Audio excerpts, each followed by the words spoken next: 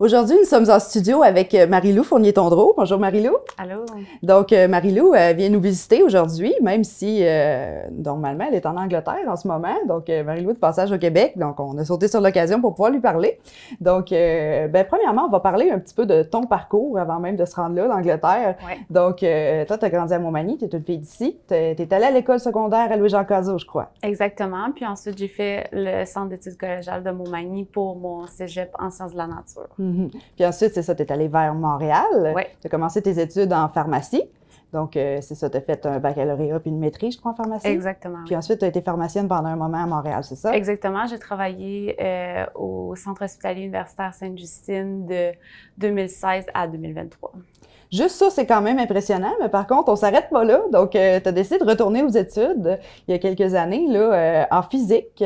Qu'est-ce qui t'a motivé à t'en aller dans ce domaine-là, plutôt que de continuer en pharmacie, un domaine dans lequel tu étais déjà depuis quelques années?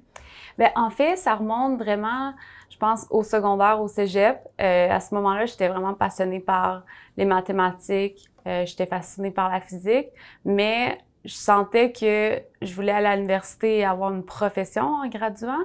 Donc, je me suis dirigée plus vers la pharmacie à cause de ça. Mais là, j'ai fait mes études en pharmacie, j'ai commencé à travailler comme pharmacienne et j'ai réalisé rapidement que j'étais pas à ma place et j'aurais dû suivre un cheminement plus en mathématiques ou en physique parce que c'est ce qui me convenait le plus. Donc, c'est ça, tu as suivi un chemin qui était plus garanti un peu pour avoir une sécurité, mais finalement, tu as découvert que c'était pas pour toi. Donc, tu as commencé à étudier en physique à l'Université de Montréal, je crois. En plein ça. C'est ça. Puis là, qu'est-ce que tu as étudié dans le fond à l'Université de Montréal? C'était quoi les sujets qui t'intéressaient dans ce temps-là? Quand je suis retournée aux études, j'ai commencé à faire la majeure en physique. Donc, c'est 2 ans au lieu de 3 d'un baccalauréat en physique. Vu que j'avais déjà, moi, fait des études, j'avais pas besoin de refaire le bac au complet. Donc, ça, c'était la première étape. Ensuite, j'ai vraiment trippé. Donc, j'ai fait la maîtrise en physique. À ce moment-là, mon mémoire de maîtrise portait plus sur l'astronomie. Donc, j'ai analysé des données du télescope spatial James Webb pour mon mémoire. Puis ensuite de ça, j'ai voulu me lancer aux études de doctorat. Donc, j'ai appliqué dans quelques universités et j'ai fini par être acceptée en Angleterre et maintenant je suis à l'Université d'Oxford. C'est ça, donc tu as commencé dans la dernière année tes études de doctorat à l'Université d'Oxford en Angleterre. Donc c'est ça, dans le fond, tu avais appliqué à plusieurs universités, dont celle-là. Celle-là, tu as non seulement accepté, mais je crois qu'en plus, tes études sont payées, tu as reçu une bourse. Oui, exactement. C'est des études très dispendieuses quand on est étudiant international. Donc, c'est pas vraiment envisageable de faire ça sans bourse. Donc, oui, effectivement, j'ai été admise avec une bourse qui paye l'ensemble de mes études. C'est vraiment excitant. Donc, c'est ça. Donc, pour les 4 prochaines années, au moins, tu vas être en Angleterre la grande majorité du temps. Donc, qu'est-ce que... Toi, c'est ça. Toi, c'est l'espace, dans le fond, qui te fascine, qui t'intéresse dans la physique. C'est là-dedans dans lequel tu t'es plus dirigé. Qu'est-ce que tu étudies en ce moment? Sur quoi tu travailles dans ton doctorat?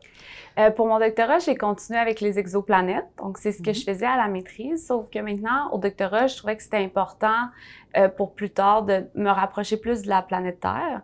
Donc, maintenant, j'étudie des exoplanètes plus similaires à la Terre. Donc, des planètes qui vont être tempérées, donc qui ont potentiellement de l'eau liquide à la surface. J'étudie en fait un processus qui permet de conserver que les planètes restent tempérées. Ça s'appelle l'altération des silicates. En fond, c'est l'interaction du CO2 dans l'atmosphère avec des minéraux silacés qui fait diminuer, dans le fond, le CO2 dans l'atmosphère. Donc, ça fait que la planète ne devient pas trop chaude. Mais c'est sûr que c'est un processus qui prend des millions d'années à faire. Donc, c'est pas une solution pour les changements climatiques. Mais moi, en fait, ce que je fais, c'est que j'utilise ce processus-là et je le modélise avec des atmosphères de différentes exoplanètes pour voir dans quelles conditions des planètes restent ou peuvent devenir habitables. Wow, c'est quand même vraiment intéressant. Est-ce que tu cherches des extraterrestres, dans le fond? Oui, on peut dire ça comme ça. Donc, ça fait déjà 1 an que tu étudies en Angleterre. Est-ce que tu trouves que c'est très différent comme endroit, une université en Angleterre comparée à une au Québec? Tu as étudié quand même plusieurs années au Québec aussi, là. C'est très particulier. L'Université d'Oxford qui est très similaire aussi à l'université de Cambridge. Je dirais que c'est deux universités qui sont excessivement vieilles. Oxford, c'est l'université anglophone la plus vieille dans le monde. Fait qu'il y a beaucoup de traditions qui sont conservées. Fait que c'est vraiment, pour vrai, ce que je dis pour que les gens comprennent, c'est quasiment habiter, c'est quasiment vivre dans le monde de Harry Potter. Parce que il y a vraiment des traditions très similaires à ce qu'on peut voir dans le film d'Harry Potter et on se sent vraiment dans cette bulle-là, dans un autre monde. Donc, c'est vraiment très différent d'être dans une université plus habituelle. Tu sais, en Angleterre, leurs autres universités sont plus conventionnelles, mais là, c'est vraiment un monde décalé, un monde parallèle où que on fait des soupers un peu à la Harry Potter avec comme on a la table des professeurs, les 3 tables d'étudiants. Ouais, il y a plein de cérémonies vraiment, c'est magique pour vrai. Puis en plus, les bâtiments justement sont un peu plus vieux, donc ils ont un peu ce style-là, exactement des châteaux comme dans Harry Potter. Ok, je comprends vraiment le lien entre les deux, c'est quand même drôle. Donc sinon, est-ce que éventuellement à la fin de tes études, est-ce que tu aimerais revenir au Québec ou bien est-ce que toi l'international c'est vraiment ce qui t'intéresse le plus?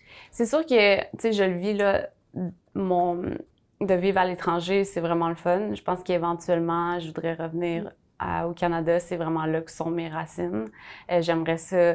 J'ai habité longtemps à Montréal, puis je pense dans les études que je fais, c'est dur d'être ailleurs que dans une grande ville. Fait que j'aimerais effectivement revenir trouver un emploi, peut-être dans les changements climatiques ou dans le secteur public, en lien avec l'atmosphère peut-être de la planète Terre. Mais bref, oui, j'aimerais vraiment revenir au Québec là, après mes études.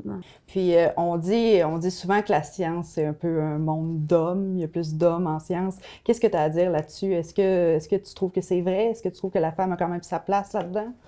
C'est vrai que dans les milieux comme la physique, les mathématiques, l'informatique, on le voit même si on compte le nombre de gradués, il y a beaucoup plus d'hommes qui vont graduer de ces domaines-là. C'est encore un domaine qui est majoritairement masculin, mais de plus en plus, je vois les femmes, surtout en astronomie, pour vrai, c'est un domaine plus spécifique où il y a quand même une bonne proportion de femmes. Okay.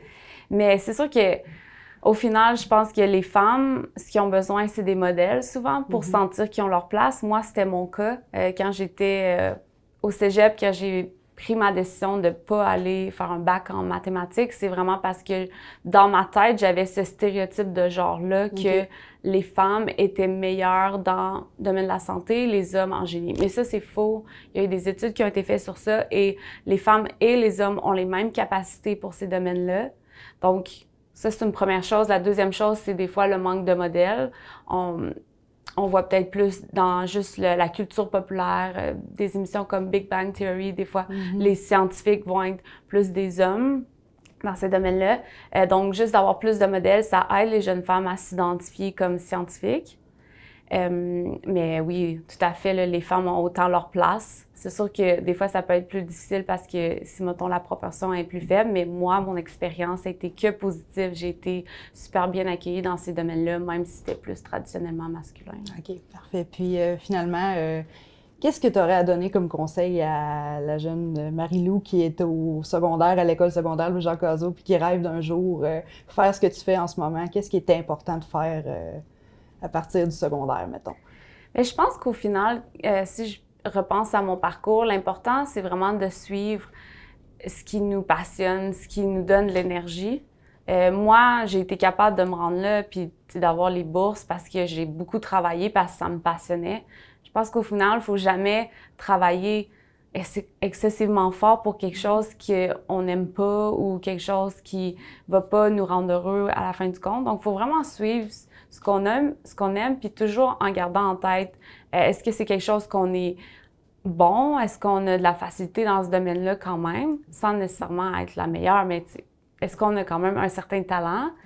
Puis ensuite de ça, l'autre chose, c'est vraiment, est-ce qu'on se voit à long terme avoir cette carrière-là? Donc, pas seulement, est-ce que c'est quelque chose qu'on aime écouter des documentaires ou lire, mais est-ce qu'on se voit, comme moi, c'est beaucoup de programmation, en fait, l'étude des exoplanètes. Donc, est-ce que c'est quelque chose qu'on aime, être devant son ordi une bonne partie de la journée? Donc, c'est des questions comme ça qu'il faut se poser, je pense.